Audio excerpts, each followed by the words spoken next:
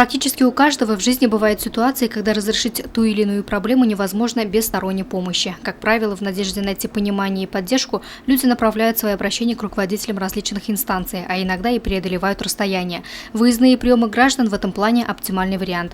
Накануне подобную встречу в Сибае провел руководитель региональной общественной приемной Дмитрия Медведева в Уфе, депутат Госсобрания Курултая Республики Башкортостан Раиль Асадуллин. Вместе с ним горожан принимал его заместитель Наиль Магадеев. Всего 9 человек обратились к представителям партии «Единая Россия». Одних волновали вопросы трудоустройства, задержки заработной платы, другие пришли с просьбой пересмотра вынесенного судом решения.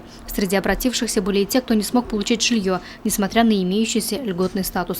К представителям региональной общественной приемной Дмитрия Медведева в Уфе обратились руководители 4 образовательных учреждений. Ответил на вопросы педагогов Раиль Асадуллин как представитель партии и ректор Башкирского госпедуниверситета имени Мифтахиддина Акмуллы. Сейчас мы опять пришли с тем, чтобы опять заручиться вашей поддержкой, чтобы вы нам могли в математическом образовании.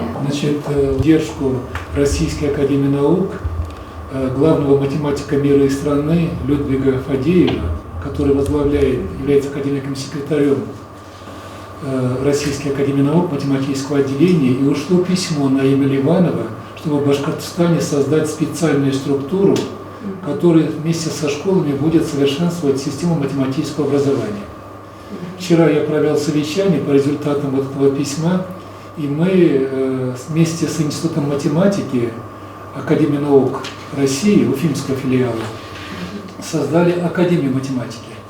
Все вопросы зафиксированы. Некоторые из них направлены для подробного изучения к узким специалистам. Ответы на обращения сибайцы получат в скором времени, заверили единороссы.